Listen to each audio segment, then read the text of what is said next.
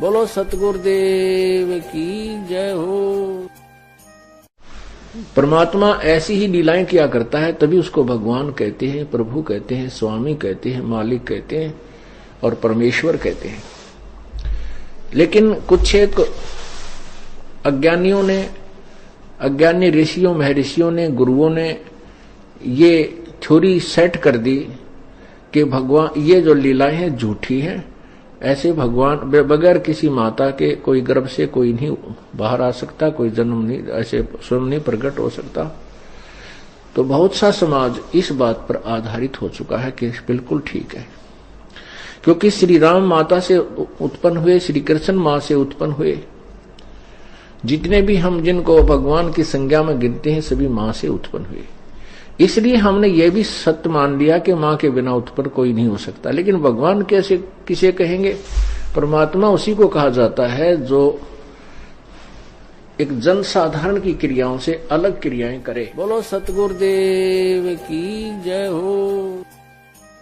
पुण्यात्मा तुरंत समझ जाती हैं और जो ढीठ आत्मा होती हैं वो नहीं मानते। उनको कितना प्रमाण दे ले, आंखों देख कर भी वो अपने अभिमान वश नहीं माना करते हैं, क्योंकि उनका स्वार्थ निहित होता, वो परमार्थ नहीं मांगते, ना वो आत्म कल्याण चाहते हैं। जो लोग सत्य को देखकर भी स्वीकार नहीं करते, नतमस्तक नहीं होते हैं, तो वो इंसान नहीं, वो शैतान की संज्ञा में आते हैं। जानबूझ साची तजय करे झूठ तेने, और ताकि संगत है प्रभु सोपन में भी ना दे। बंदी छोड़ सतगुरु रामपाल जी महाराज जी की जय हो। परमेश्वर की सभी प्यारी आत्माओं को दास का सत्साहेब। पुण्यात्माओं, आज दास जिस विषय पर वीडियो बनाने जा रहा है वह विषय कलयुग की पिछली पीढ़ी में परमेश्वर कबीर साहिब जी के 8 सितंबर 1951 के दिन सतगुरु रूप में पुनः प्रकट होने को लेकर है। इस वीडियो में दास उन पॉइंट्स पर बिल्कुल भी चर्चा नहीं करेगा जिन पॉइंट्स को लेकर पिछले वर्ष यानी कि सन 2019 में सतगुरु प्रगट दिवस से पहले सतगुरु रामपाल जी महाराज जी के प्रकट होने के विषय में प्रमाणों सहित खुलासा किया जा चुका है। जैसे कि संत रामपाल जी महाराज जी यदि परमात्मा है तो शादी करवाकर स्त्री भोग क्यों किया? संत रामपाल जी महाराज जी यदि परमात्मा हैं तो उनका शरीर आप और हमारी तरह हाड़ मांस का क्यों दिखता है? संत रामपाल जी महाराज जी यदि परमात्मा हैं और प्रकट हुए हैं तो फिर उन्होंने माता पिता के संयोग से जन्म क्यों लिया? आदि भगत भाइयों के अनेकों शंका भरे ऐसे पॉइंट्स थे जिनको परमात्मा ने दास को निमित्त बनाकर प्रमाणों सहित वीडियो बनवाकर डलवा दिया था। उन सभी वीडियोज का लिंक आप जी को इस वीडियो के डिस्क्रिप्शन बॉक्स में मिल जाएगा। लेकिन आज सन 2020 में सतगुरु प्रगट दिवस से पहले हम जो बातें परम पूज्य सतगुरु रामपाल जी महाराज जी के 8 सितंबर 1951 के दिन गांव धनाना जिला सोनीपत हरियाणा में प्रकट होने के विषय में करने जा रहे हैं, उन्हें बहुत ही ध्यान से सुनने और फिर मनन करने की आवश्यकता है, वरना इतना बड़ा धोखा खा जाओगे उसके बाद कुछ भी खाने और खोने को बचेगा ही नहीं। तो चलिए परमेश्वर शुरू करवाते हैं आज का वीडियो। पुण्यात्माओं, निसंदेह औरत को औरत ही जन्म देती है। 18-20 वर्ष तक उसे माँ का प्यार देती है, एक जिम्मेदार नारी बनाती है। पिता उसकी रक्षा और पालन पोषण की जिम्मेदारी उठाता है। माता पिता अपना पेट काटकर उसकी हर इच्छा पूरी करने की भरपूर कोशिश करते हैं। लड़की भी पूरी तरह अपने माता पिता के प्रति समर्पित होती है। उसे दुनिया में अगर कोई मूल्यवान दिखाई देता है तो केवल उसके माता पिता, और होना भी चाहिए। यदि माता पिता ने अपनी जिम्मेदारियों का ठीक से निर्वाह ना किया होता तो शायद बच्ची का भविष्य अंधकारमय हो जाना था। लेकिन जब वही बच्ची युवा होकर शादी के बंधन में बन जाती है तो उसी दिन से अपना सर्वस्व अपने पति देव को सौंप देती है, अर्थात अपने पति के प्रति उतनी ही और उसी तरह समर्पित हो जाती है जिस तरह का समर्पण भाव शादी से पहले अपने माता पिता के प्रति हुआ करता था। पति उसके लिए परमेश्वर हो जाता है। उसे माता पिता याद अवश्य रहते हैं, लेकिन शादी के बाद माता पिता की इतनी आवश्यकता महसूस नहीं करती है जितनी कि अपने पति के सहारे की। और एक पतिव्रता औरत का यही समर्पण भाव पति के हृदय में उसके लिए विशेष प्यार और सम्मान पैदा करता है। और दूसरी तरफ यदि वही औरत शादी के बाद भी अपने माता पिता से मोह ना हटाकर निरंतर उन्हीं का चिंतन करती रहे, ससुराल में अपने मायके का ही गुणगान करती रहे, तो निश्चय ही ऐसी औरत अपने पति और सास ससुर के लिए सिरदर्द कहिए या फिर उपेक्षा की पात्र बनकर एक न एक दिन परिवार में कलह का कारण बन जाती है। पुण्यात्माओं, ठीक यही स्थिति आध्यात्मिक जीवन में एक पतिव्रता आत्मा अर्थात सुयोग्य भगत को अपनी समझनी चाहिए। पूर्ण परमेश्वर कबीर साहिब जी हम सभी आत्माओं के माता पिता अर्थात जनक हैं, उत्पत्ति करता हैं। 84 लाख योनियों के चक्कर से बाहर निकालने के लिए मानव शरीर दिया और पालन पोषण के लिए सांसारिक माता पिता की व्यवस्था की। और जैसे ही हम आत्माएं शादी के लायक हुई अर्थात हमारा भक्ति संस्कार का समय आया तो अपने ही दूसरे स्वरूप सतगुरु के साथ सतनाम रूपी बंधन में बांध दिया और स्पष्ट आदेश भी दे दिया कि 7 दीप 9 खंड में गुरु से बड़ा न कोई, करता करे न कर सके, गुरु करे सो होए। अर्थात हे प्यारी आत्मा, जहां तक तेरे जीवन की डोर मेरे हाथ में थी वहां तक मैंने हर जिम्मेदारी को पूरा किया, लेकिन अब नाम दीक्षा के बाद तेरा मिलन सतगुरु के साथ हो गया है और सतगुरु से मिलन के बाद मेरा रोल खत्म हो जाता है। अब तेरे लिए इस 7 दीप और 9 खंड अर्थात 21 ब्रह्मांड में सतगुरु से बढ़कर और कोई नहीं है। आज के बाद मैं कर्ता अर्थात कबीर भगवान भी तेरी किस्मत का निर्णय नहीं कर सकूंगा। अब तो तेरा वर्तमान, भूत और भविष्य का फैसला सतगुरु के हाथ में है। यदि आज के बाद सतगुरु से नाम दीक्षा लेने के उपरांत तूने अनजाने में भी मुझ कर्ता अर्थात कबीर भगवान से किसी रहम, समा या इच्छित वस्तुओं की कामना या फिर याचना की तो यह तेरी महाभूल होगी और तेरा सतगुरु भी तेरे से रुष्ट हो सकता है। फिर कहते हैं, गुरु बड़े हैं गोविंद से, मन में देख विचार, हरि सुमरे सो रह गए और गुरु भजे हो पार। अर्थात ऊपर इतना कुछ जानने के बाद भी तुझे ये भली भांति समझ में आ जाना चाहिए कि सतगुरु से नाम दीक्षा के बाद गोविंद अर्थात कबीर के घर से तू पराई हो चुकी है। अब तेरा पति परमेश्वर सतगुरु है, उसकी खुशी में ही तेरी खुशी और उसकी इच्छा में ही तुझे राजी रहना होगा। और चाहे किसी भी प्रकार की सांसारिक डिमांड हो या आध्यात्मिक, उन सब के लिए मुझ कबीर से उम्मीद छोड़कर सतगुरु से ही लगानी होगी और मन में सदा यही दास भाव रखना होगा कि कुत्ता हूँ गुरुदेव का, पवन दास का नाम, गले प्रेम की जेवड़ी, जहाँ खींचो तहाँ जाऊं, तो करो तो बावड़ूं, दूर दूर करो तो जाऊं, जो राखूं त्यो ही रहूं और जो देवो सो खाऊं। पुण्यात्माओं, कुछ आत्माओं को आज भी सच्चे सतगुरु की शरण और तत्व ज्ञान मिलने के बाद भी अपने कमजोर भक्ति संस्कार की वजह से सतगुरु और परमात्मा के बीच की रहस्यमय दूरी सदा खटकती रहती है। ऐसी आत्माएं सदैव सतगुरु और परमात्मा को 2 रूप में देखती हैं। उन्हें लगता है कि असल में परमात्मा तो वो है जो सतलोक में रहता है, जो 650 साल पहले बनारस में कबीर रूप में आए थे, और सतगुरु तो उनका कोई प्रतिनिधि, पैगंबर या संदेश वाहक होता है जो कुछ सीमित शक्तियों के साथ काल लोक में परमात्मा कबीर साहिब जी के आदेशों से उनकी आत्माओं को भक्ति मार्ग समझाने के लिए आता है। पुण्यात्माओं, भक्ति मार्ग में भगत की यही वो सबसे बड़ी भूल होती है जो बार बार सतगुरु की शरण मिलने के बाद भी उसे सतलोक नहीं जाने देती है। और जब तक इस तत्व ज्ञान को आधार बनाकर एक भगत का गुरु और गोविंद को 2 अलग अलग समझने वाला भाव और भेद अंतःकरण से बिल्कुल समाप्त नहीं हो जाता, तब तक वह आत्मा यही 84 के बंधन में चक्कर काटती रहेगी, भले ही उससे सच्चा सतगुरु और सारनाम भी क्यों ना मिल गया हो। 650 साल पहले जब परमेश्वर कबीर साहिब जी सतगुरु रूप में 120 वर्ष तक रहे तो बार बार यही संदेशा देते रहे कि गुरु गोविंद 2 नहीं भाई, और 2 समझे वो 2 जग जाही। 2 जग नरक को कहते हैं। आज भी संगत में से 90% भगत भाई बहन एक बहुत बड़ी गलती कर रहे हैं। हमें लगता है कि पूर्ण परमात्मा कबीर साहिब जी का असली स्वरूप एकमात्र वही दाढ़ी मूछ वाला है जिस स्वरूप में वह परमात्मा बनारस में 120 वर्ष तक लीला करके गए थे। और उससे भी बड़ी गलती हम लोग हर वर्ष जून के महीने में उसी दाढ़ी मूछ वाले स्वरूप को परमात्मा का असली स्वरूप समझते हुए उनका प्रगट दिवस मनाकर कर रहे हैं।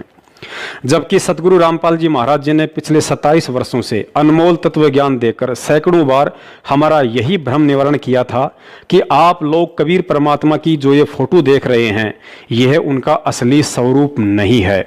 वे तो ना जाने कितने ही रूप धारण करके यहाँ आते रहते हैं। कबीर परमात्मा को किसी फोटो से नहीं बल्कि ज्ञान को आधार बनाकर पहचाना जा सकता है कि आज वे किस रूप में विद्यमान हैं।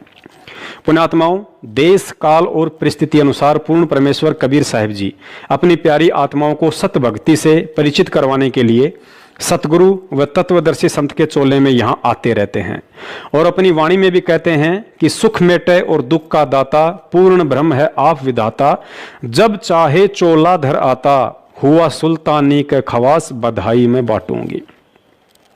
अतः सतगुरु से तत्व ज्ञान लेने के बाद हमने भी इस ज्ञान को बहुत गहराई से समझना पड़ेगा, तभी समझ में आएगा कि वास्तव में वर्तमान में असली कबीर कौन है। क्योंकि 21 ब्रह्मांड का स्वामी काल निरंजन जब 1000 भिन्न भिन्न स्वरूप एक बार में बना सकता है, 7 संख ब्रह्मांड का स्वामी अक्षर पुरुष 10,000 भिन्न भिन्न रूप एक बार में बना सकता है, तो वह असंख्य ब्रह्मांड का स्वामी पूर्ण परमेश्वर कबीर साहिब क्या नहीं कर सकता। वह तो प्रत्येक आत्मा के साथ एक ही समय में असंख्य रूप बनाकर खड़ा हो सकता है। सुनिए सतगुरुदेव जी के मुख कमल से, जिसमें उन्होंने ज्ञानी आत्माओं के लिए स्पष्ट इशारा और प्रतिवर्ष जून के महीने में कबीर साहिब जी के दाढ़ी मूछ वाले स्वरूप को ही परमात्मा का वास्तविक स्वरूप जानकर कबीर प्रगट दिवस मनाने वाली भोली आत्माओं को यह कहते हुए समझाने में कोई कसर नहीं छोड़ी है कि आप जो यह चित्र देख रहे हैं यह परमात्मा का वास्तविक रूप नहीं है, वे तो जब चाहे कोई भी रूप धारण करके आ सकते हैं। तो उस परमात्मा ने अपने इस दास को भेजा, तो ये क्या बताना चाहते हैं कि आपका भाव अपने सतगुरु के प्रति भगवान तुल्य हो तब आप सफल होंगे। अब पुण्यात्माओं, अब तो ये दास बैठा है, यदि यहां परमात्मा इसी मानव शरीर तो है ही उनका, क्योंकि बनारस में 120 वर्ष रहे, और अब भी वो आ जाते। जो हम चित्र देखते हैं प्रभु का, ऐसा चित्र नहीं है। वो तो ना जाने कितने स्वरूप हैं उस मालिक के, वो किसी भी रूप में आकर के अपना ज्ञान बताता है, अपनी प्यारी आत्माओं को अपने चरणों में लगा के भक्ति करवा के सतलोक ले जाता है। अब आज हम भगवान की तलाश कर रहे हैं, और परमात्मा क्या अनमोल वस्तु है, क्या अनमोल है, कितना उसके अंदर गुण है। यदि आज हमें वो मिल जाए, आपके सामने आ जाए, तो आपकी क्या स्थिति होगी। एक बार सोचना, जो भक्त आत्माएं हैं गहराई से सोचे। अब जैसे भूखे को भोजन सामने मिल जाए और निर्धन को सामने धन की थैली नजर आवे, तो कैसी तड़फ होगी उसकी। प्यासे को पानी मिल जावे तो कैसी श्रद्धा करेगा, टूट कर पड़ेगा उसके ऊपर। धन है तो ठाकर सीने का यूं देख कर भाग लेगा, छुपा जो कि तो इसने कोई देख ना ले। और सामने भोजन है तो ऐसी टूट के पड़ जाएगा, फटाफट खाएगा, अपनी जान बचाएगा। ऐसे ही हमें जब परमात्मा आज मिल जाए, आपके सामने आ जाए, क्योंकि हम उसी की तलाश में तो भटक रहे हैं, तो आपकी कैसी श्रद्धा होगी ये आप अपने अपने स्तर से सोच सकते हैं। अब वो भगवान यहां आ जाए, अरदास के स्थान पर बैठकर सत्संग करने लग जाए, क्योंकि ज्ञान तो देना ही पड़ेगा उन्होंने, तो आपकी कैसी भावना होगी। आंखों में आंसू हो, हृदय में प्यार हो, और कोई भी अवगुण हम भगवान में देख नहीं सकते, क्योंकि भगवान में अवगुण होता ही नहीं। तो यहां हम इसी दृष्टिकोण से परमात्मा के भेजे हुए इस दास को आपने ऐसे ही देखना है, ऐसे विचार रखने, ताकि आपकी आत्मा परमात्मा पाने योग्य बनी रहेगी, उसमें मैल नहीं आवेगा। अब जैसे हमने परमात्मा पाना है तो गुरु जी को भगवान स्वीकार करना होगा। परमात्मा को एज ए गॉड ट्रीट करना पड़ेगा, तब ही हम निर्मल होंगे, हमारे अंदर आधीनी श्रद्धा बनी रहेगी। अब एक गणित के अंदर एक प्रश्न आता है ऋण का, लोन का। उसमें क्या होता है कि मूल धन ज्ञात करना होता है, और वो मूलधन लाखों और करोड़ों की संख्या का होता है। उस लाखों करोड़ों की संख्या के मूलधन, मूल राशि को ज्ञात करने के लिए, प्राप्त करने के लिए हमने सपोज करना पड़ता है, मानना पड़ता है। मान लीजिए मूलधन 100 रुपये, उस 100 रुपये मूलधन को मानकर हम उस ओरिजिनल वास्तविक उस करोड़ों और लाखों वाले मूलधन को प्राप्त कर सकते, अन्यथा हम उसका कोई और हल कर ही नहीं सकते, उसको प्राप्ति कर ही नहीं सकते। इसी प्रकार वो परमात्मा तो अथाह है, बहुमूल्य है, उसकी कोई कीमत को नहीं, वो तो मालिक है, समर्थ है। उस समर्थ भगवान को पाने के लिए हमने गुरुजी को मानना पड़ेगा। ये भगवान मान लो, गुरुजी भगवान परमात्मा। तो इस दास को यानी अपने गुरुजी को परमात्मा मानने से एक छोटी सी राशि है 100 रुपये लाखों और करोड़ों की तुलना में, फिर भी उसके बिना वो लाखों और करोड़ों वाला मूलधन आपको प्राप्त नहीं हो सकता, कभी नहीं हो सकता। आप जी ने अपने गुरुजी को भगवान मान लेना चाहिए। पुण्यात्माओं, इस वीडियो में सतगुरुदेव जी ने एक और बात पर बार बार जोर दिया है कि यदि आपने मोक्ष चाहिए तो गुरुजी को भगवान के तुल्य मानना पड़ेगा, कि मान लो गुरुजी भगवान। पुण्यात्माओं, सतगुरु रामपाल जी महाराज जी के द्वारा गुरुजी को परमात्मा तुल्य मानने के लिए ये बात कहना कि मान लो गुरुजी भगवान, इस बात को भी हमें गहराई से समझना पड़ेगा कि आखिर सतगुरु रामपाल जी महाराज स्वयं पूर्ण परमेश्वर कबीर साहब होते हुए भी यहाँ स्पष्ट रूप से अपने आप को भगवान ना कहकर गुरुजी को भगवान तुल्य मानने के लिए क्यों कह रहे हैं। परमेश्वर कबीर साहिब जी 650 साल पहले बनारस में अपने परमात्म स्वरूप को छुपाते हुए एक सतगुरु की भूमिका कर रहे थे और अपने ही तीनों रूप अर्थात परमात्म रूप, सतगुरु रूप और एक साध अर्थात परम भगत वाले रोल को समझाते हुए कहा था कि साहिब से सतगुरु भय और सतगुरु से भय साध, ये तीनों अंग एक हैं, गति कुछ अगम अगाध।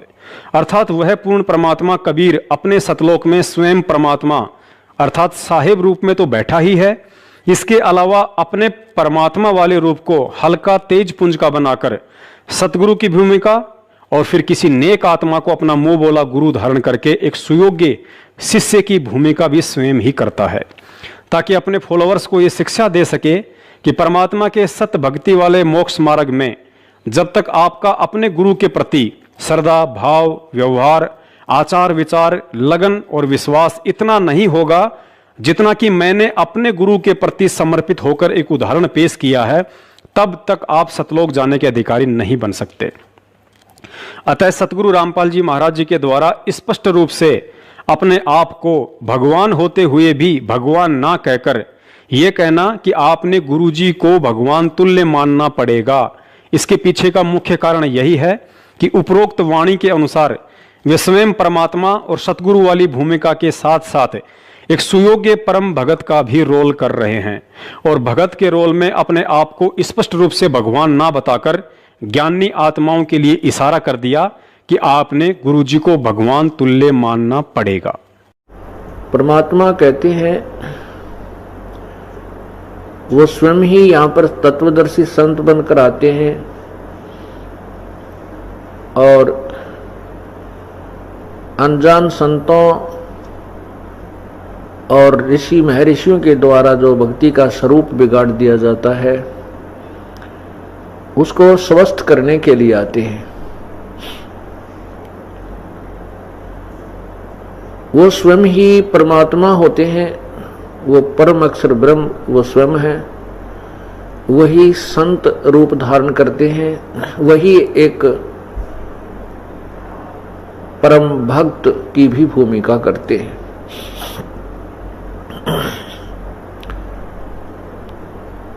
वो हमारे लिए एक उदाहरण छोड़कर जाते हैं, अपनी अमृतवाणी सौ संवेद अपने मुखारविंद से वो इस तत्व ज्ञान का उच्चारण करके और एक अनमोल वस्तु हमारे को प्रदान कर जाते हैं। उसी तत्व ज्ञान में अर्थात सौ संवेद में क्या कहते हैं, कबीर राम बुलावा भेजिया दिया कबीरा रो, जो सुख है संत के संग में वो बैकुंठ में न हो। आज विश्व की मानव आबादी, मानव जनसंख्या 7 अरब से ऊपर मानी जाती है, काउंटिंग हो चुकी है। और इस 7 अरब के अंदर ये दास है एक तत्वदर्शी संत। अब वो परमात्मा है जिसने आकर खुद यहाँ पर सत्संग किया और सच्चा ज्ञान दिया। वही सतगुरु है और वही आकर के यहाँ एक सच्चे भक्त की भूमिका करते हैं, एक नेक नागरिक का अभिनय भी वही करते हैं। अपना करके खाओ, जैसे राखे भगवान न्यू रहो, ज्यादा इस दौड़ धूप माया की संग्रह करने में अपना जीवन मत नसाओ, नाश ना करो। ये एग्जाम्पल दिया दाता ने, और जो ये भी उन्होंने प्रमाणित कर दिया कि जो सच्ची लगन से मुझे भजता है, संसार की दृष्टि में बेशक निर्धन दिखा है, पर भगवान की दृष्टि में सबसे धनवान है। परमात्मा सत्संग परमात्मा ही किया करते हैं, क्योंकि सत्य भगवान ही बोल सकता है, सत्य परमात्मा ही बता सकता। परमात्मा ने कहा था चौथा युग जब कलयुग आवेगा तब मैं अपना एक दास बेचूंगा। परमात्मा छुपकर ही बोलते हैं। पुण्यात्माओं, जब तक इस तत्व ज्ञान और सतगुरु के संकेतों को आधार बनाकर हम सतगुरु के चोले में परमात्मा को नहीं देखेंगे, तब तक हम हृदय से गुरुजी को लाख जन्म भी भगवान स्वीकार नहीं कर पाएंगे, चाहे कोई कितनी ही बात क्यों ना बनाए। एक तरफ गुरुजी को परमात्मा मानना और दूसरी तरफ यह मानना कि गुरुजी स्वयं परमात्मा ही होते हैं, अन्य कोई गुरु हो ही नहीं सकता, इन दोनों बातों में रात दिन का अंतर होता है। इस बात को गहराई से समझिए। गुरुजी ने एक सत्संग में बताया कि जब आप ये शरीर छोड़ोगे तो त्रिकुटी पर मुझ रामपाल दास अर्थात गुरुजी के रूप में आपको परमात्मा कबीर साहिब जी मिलेंगे, और वह परमात्मा आपकी परीक्षा लेगा कि आपका अपने गुरुजी के प्रति कितना भाव है और आप उन्हें कितना समझ पाए। अब त्रिकुटी पर वो भगत 101% फेल हो जाएगा जो पृथ्वी लोक पर गुरुजी के सत्संगों वाले इशारों को ना समझकर आजीवन उन्हें हृदय से भगवान ना मानकर केवल भगवान के तुल्य ही समझता रहा कि मान लो गुरुजी भगवान। और वह सुयोग्य शिष्य त्रिकुटी पर 101% पास हो जाएगा जिसने गुरुजी को पृथ्वी लोक पर भगवान के तुल्य नहीं बल्कि स्वयं भगवान ही माना था कि गुरुदेव के अलावा अन्य कोई भगवान होता ही नहीं है। पुण्यात्माओं, इसीलिए परमात्माओं को सतगुरु रूप में प्रकट होकर प्रचलित लोक वेद से हटकर तत्व ज्ञान देने की आवश्यकता पड़ती है, ताकि ये आत्माएं सतलोक जाने के मार्ग में कहीं भी धोखा खाने से बचें। तत्व ज्ञान में गुरुजी ने सैकड़ों बार समझाया कि पृथ्वी पर तुम्हारे स्थूल शरीर से भक्ति का अभ्यास करवाया जा रहा है, क्योंकि शरीर छोड़ने से पहले साधक का अपने गुरु के प्रति जो भाव और श्रद्धा स्थूल शरीर में होती है, शरीर त्यागने के बाद वैसी की वैसी भावना सूक्ष्म शरीर में बनी रहती है। अर्थात त्रिकुटी पर उसी आत्मा को सतगुरु रामपाल जी महाराज जी के रूप में परमात्मा कबीर साहिब जी दर्शन देंगे, जो आत्मा पृथ्वी लोक पर इस स्थूल शरीर से उन्हें परमात्मा के रूप में देख रही होगी। अन्यथा सतगुरु रूप या कबीर रूप में काल निरंजन दर्शन देकर अपने साथ ले जाएगा। अतः कहने का मतलब यह है कि हमने तन मन और इस तत्व ज्ञान को आधार बनाकर सतगुरु रामपाल जी महाराज जी को 8 सितंबर 1951 के दिन भारतवर्ष की पवित्र भूमि पर हृदय से प्रकट परमात्मा जानकर 8 सितंबर के दिन केवल उन्हीं का प्रकट दिवस मनाना है, ना कि कबीर साहिब जी की 650 साल वर्ष पुरानी फोटो का। और जब तक अज्ञानता के चलते इस स्थूल शरीर में हम कबीर साहिब जी की दाढ़ी मूंछ वाली फोटो को परमात्मा मानकर उनका प्रगट दिवस मनाते रहे और सतगुरु रामपाल जी महाराज जी को केवल एक संत या सतगुरु समझते हुए यूं ही टाइम पास करते रहे, तो परमात्मा के विधान अनुसार स्थूल शरीर त्यागने के बाद सूक्ष्म शरीर में भी हमारे यही भाव रहेंगे। अर्थात त्रिकुटी पर भी हम परमात्मा तो कबीर साहिब जी को मानेंगे और सतगुरु को केवल एक सामान्य संत, क्योंकि गुरुजी ने बताया कि जब आपका स्थूल शरीर त्यागने का समय आएगा तो वह एक सौपन की भांति होगा। अर्थात आपको पता भी नहीं चलेगा कि मैं अपना मिट्टी का चोला छोड़ रहा हूं। और जब पता ही नहीं चलेगा कि मैं अपना शरीर छोड़ चुका हूं, तो त्रिकुटी पर सूक्ष्म शरीर में हम वो सभी गलतियां कर बैठेंगे जो गलतियां हम आज यहां इस मिट्टी के चोले में कबीर प्रगट दिवस मनाकर एक फोटो को परमात्मा मानने की भूल कर रहे हैं। बोलो सतगुरुदेव की जय हो। कबीर ये माया अटपटी सब गट आन अड़ी, और किस किस न समझाऊं या कुआ भांग पड़ी। तो यहाँ हम सभी एक का कुएं का भांग पिए फिर रहे। वो परमात्मा आता है, हम उसके भी जूते मारते हैं, उसको बुरा कहते हैं, नकलियों को स्वीकार करें बैठे हैं तो आसपास भी नहीं भगवान के। अब कहने का दास का तात्पर्य है कि इस दास के स्थान पर ये सोच लो परमात्मा बैठे हैं, और फिर हम कैसे व्यवहार करेंगे उस भगवान से जिसके लिए हम तड़प रहे हैं। ऋषियों ने शरीर गाल दिए भगवान पाने के लिए, यदि वो मिल जाए तो हम उसका कैसे व्यवहार करेंगे। तो ये आपने रिहर्सल करनी पड़ेगी। इस दास को डला समझ लो, एक पत्थर समझ लो बोलता हुआ, लेकिन यहां नो सोच लो हम भगवान से मिलने जा रहे हैं।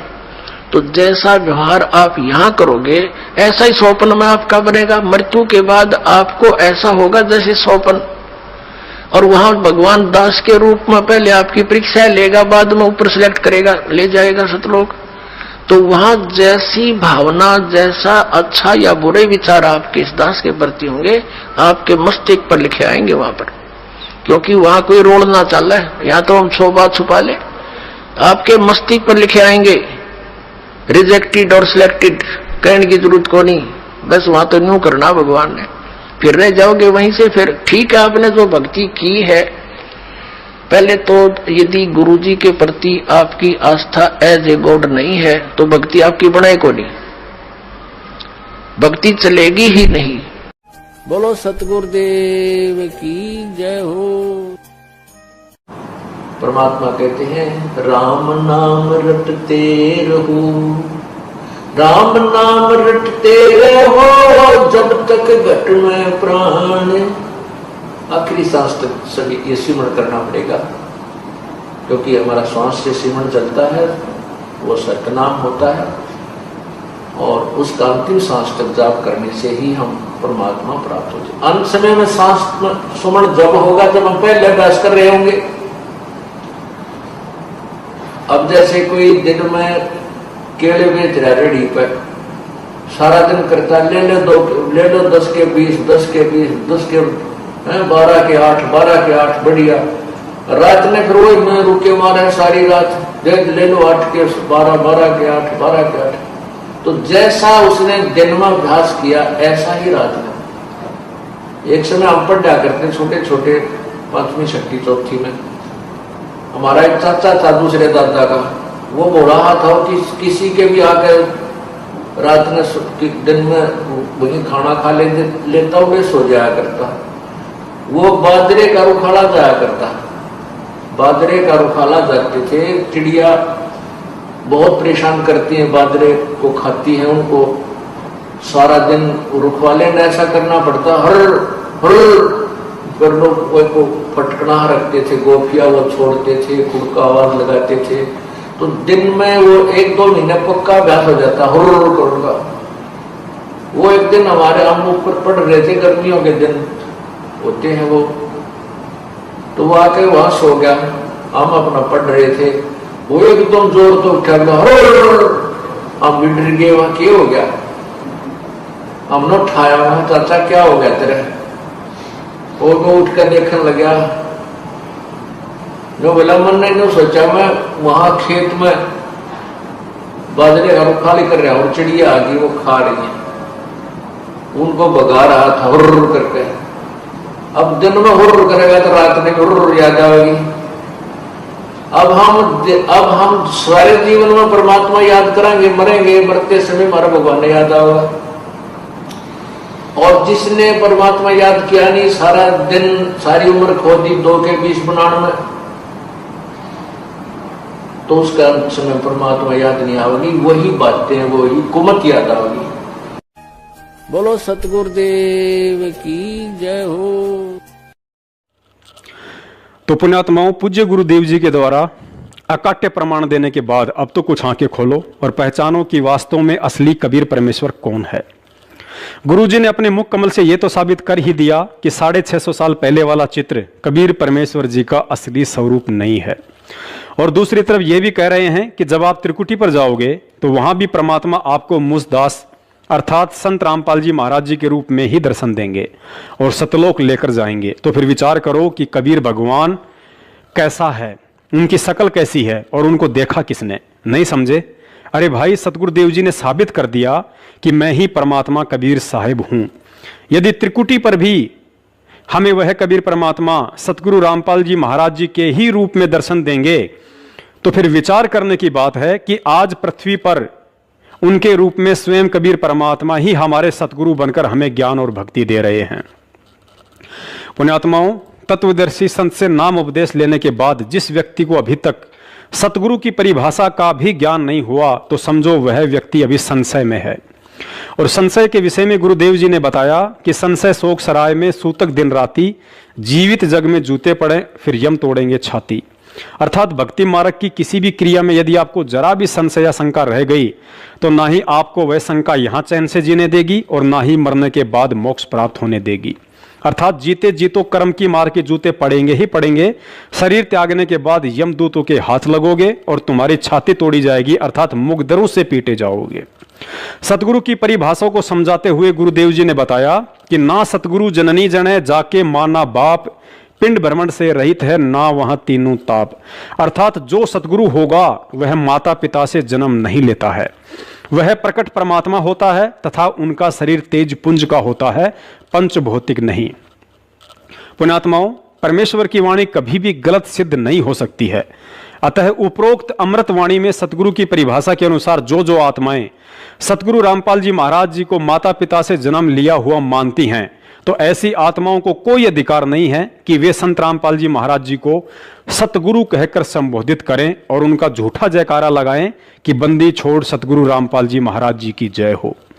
और जो आत्माएं उन्हें माता पिता से जन्म लिया हुआ ना मानकर यदि प्रकट हुआ मानती हैं तो फिर ऐसी आत्माओं को कोई अधिकार नहीं है कि सतगुरु रूप में प्रकट परमात्मा संत रामपाल जी महाराज जी के अलावा कबीर जी की फोटो का कबीर प्रगट दिवस मनाएं। और यदि फिर भी मनाती हैं तो जाहिर सी बात है वे आत्माएं तत्व ज्ञान के अभाव में अभी तक गुरु और गोविंद अर्थात सतगुरु रामपाल जी महाराज और कबीर साहिब जी को दो अलग अलग रूप में देख रही हैं। और ऐसी आत्माओं के लिए परमात्मा ने अपनी वाणी में स्पष्ट कहा है कि गुरु गोविंद दो नहीं भाई, और दो समझे वो दो जग अर्थात नरक में जाही। गुरु और परमात्मा में कोई अंतर नहीं होता जब तक दो समझ कर चाला। ऐसा कबीर साहब कहते हैं वो कुत्ते की दुनिया उतार। गुरु परमात्मा स्वरूप समझना चाहिए जिसने आपको वो अनमोल चीज दी जिससे आपकी 84 मिटेगी। तो कहते हैं हरि के रूठे कबीर गुरु जय रूस जा, हरि जय रूस जा तो गुरु की शरण में जा, और कबीर गुरु जय रूस जा फिर हर नहीं करे साहब। पुण्यात्माओं, इसके अलावा सतगुरु देव जी ने अपने सत्संग में भगत के लिए एक ऐसा फॉर्मूला बताया है जिसको अपनाने से भगत को अपने गुरु में किसी सामान्य संत के नहीं बल्कि साक्षात परमात्मा के ही दर्शन होने लगेंगे। इस अनमोल फॉर्मूले में गुरुजी ने बताया कि यदि आपका भाव अपने गुरु में परमात्मा तुल्य नहीं बन पा रहा है तो इसका एक ही उपाय है कि आप सूक्ष्म वेद में वर्णित परमात्मा के लक्षणों को अपने गुरुजी पर लक्षित करना सीखो। उसके बाद ऑटोमेटिक आपका भाव और श्रद्धा अपने गुरुदेव में परमात्मा जैसी बनने लगेगी। अर्थात परमात्मा का प्रथम लक्षण होता है कि वे कभी किसी माता पिता से जन्म नहीं लेते हैं, वे अविनाशी व सौद स्वरूपी होते हैं। अतः आपने परमात्मा का यह लक्षण अपने गुरुदेव पर लक्षित करके फिर उन्हें उसी दृष्टि से देखना है कि मेरे गुरुदेव पूर्ण परमात्मा हैं जो किसी माता पिता के गर्भ से नहीं बल्कि 8 सितंबर 1951 के दिन भारतवर्ष की पावन भूमि पर 650 साल पहले धर्मदास जी से किए वायदे अनुसार कलयुग की इस बिचली पीढ़ी में हम जीव आत्माओं के उद्धार के लिए प्रकट हुए। लीला वह परमात्मा ऐसे ही करता है ताकि काल भी भ्रमित होकर उन्हें पहचान ना सके। फिर हम तुच्छ बुद्धि जीवों की तो औकात ही क्या। लेकिन सतगुरु के चोले में वह प्रकट परमात्मा अपने बच्चों को यह विशेष मूल ज्ञान देकर फिर स्वयं ही अपनी पहचान करवाता है कि चरम दृष्टि से माता पिता के सहयोग से जन्म लेकर आया हुआ सतगुरु रूप में मैं कबीर परमात्मा तुम्हारी तरह जन्म लेकर नहीं बल्कि प्रकट होकर अपना तत्व ज्ञान प्रचार करता हूं, क्योंकि पूरी पृथ्वी पर एक समय में केवल एक ही सतगुरु होता है और उस एकमात्र सतगुरु की भूमिका स्वयं वह कबीर परमात्मा ही कर सकता है, अन्य कोई भी करने में समर्थ नहीं होता है। अतः इस भाव से जब हम विचार करेंगे तो अंत में यही पाएंगे कि मैं जिस महापुरुष संत रामपाल जी महाराज जी को सतगुरु कहकर संबोधित करता हूं वह कोई और नहीं बल्कि स्वयं सतलोक का राजा कबीर परमात्मा है। सुनिए सतगुरुदेव जी के मुख कमल से, जिसमें वे स्पष्ट संकेत कर रहे हैं कि जब तक आप परमात्मा के लक्षणों को अपने गुरुजी पर लक्षित नहीं करोगे तब तक आपका वो भाव नहीं बन सकता जिस भाव से सतलोक की प्राप्ति होती है। लेकिन आपके लिए परमात्मा का विधान है, गुरु गोविंद कर जानियो और रहियो शब्द समाए, मिले तो दंडवत बंदगी नहीं पल पल ध्यान लगावे, कि गुरु को भगवान मानकर चलना और रहियो शब्द समाए। शब्द समाए रखना मतलब जो उसने मंत्र दिया है वो सत मंत्र सतनाम यानी सत भक्ति, उसमें लीन रहना, गुरु जी को भगवान मानना और जो उपदेश मंत्र दिया है उसमें समाये रहना, उसकी भक्ति पर ज्यादा ध्यान रखना। और जब भी मिले तो दंडवत बंदगी, जहां मिले वहां दंडवत प्रणाम करना, और नहीं मिल पाते हो जैसे घर पे तो पल पल ध्यान लगावे। यानी परमात्मा के गुणों को अपने गुरु जी के ऊपर लक्षित करे और फिर आपका भाव बनेगा, एक प्यार जागेगा इस दास के प्रति जैसा इस काल के प्रति जागा था, और वही कसक आपकी इस दास के प्रति होगी तभी हम वहां चलेंगे।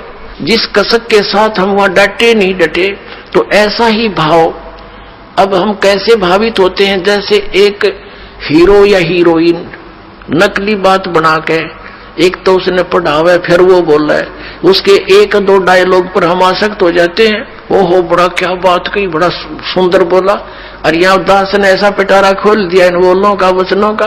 तो इस आधार से भी आपने प्रभावित होना चाहिए। जब आपकी आत्मा निर्मल हो जाएगी, कमाल कर दिया गुरु जी ने, तो ऐसे निर्णय करके ज्ञान दे दिया, तो हमने ऐसे प्रभावित होना है और आसक्त होना है उस परम पिता पर इस दास के माध्यम से। ये रिहर्सल आपकी फिर ऊपर जाके काम आवेगी जो आप यहाँ करोगे। बोलो सतगुरुदेव की जय हो। पुण्यात्माओं, परमेश्वर का तत्व ज्ञान कहता है कि किसी संत के द्वारा अपने आप को सतगुरु कहलवाना कोई साधारण बात नहीं होती है। आज गुरुदेव के संकेतों को समझना तो कोसों दूर की बात हो गई, क्योंकि संगत में से ही 90% लोग अपनी अंतरात्मा से ये कतई मानने को तैयार नहीं हैं कि सतगुरु रामपाल जी महाराज 8 सितंबर 1951 के दिन प्रकट हुए होंगे।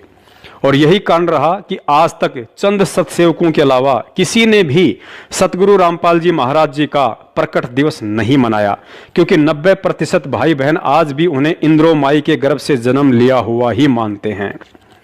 चंद सतसेवकों को निमित्त बनाकर परमात्मा के द्वारा सैकड़ों बार सतलोक आश्रम मैनेजमेंट हरियाणा के पीछे निपट अंधी होकर भेड़ चाल में मस्त संगत को अवगत करवाने के बाद भी कबीर प्रगट दिवस मनाकर अपनी अज्ञानता और मूर्खता का बार बार प्रमाण दे रही पढ़ी लिखी संगत के बंद आंख नाक कान खोलने के लिए इस वीडियो में सतगुरु रामपाल जी महाराज जी ने 8 सितंबर 1951 के दिन स्वयं के प्रकट होने के विषय में खुलकर संकेत करते हुए कहा है कि परमात्मा जब आए थे तो उनकी विलक्षण देह थी।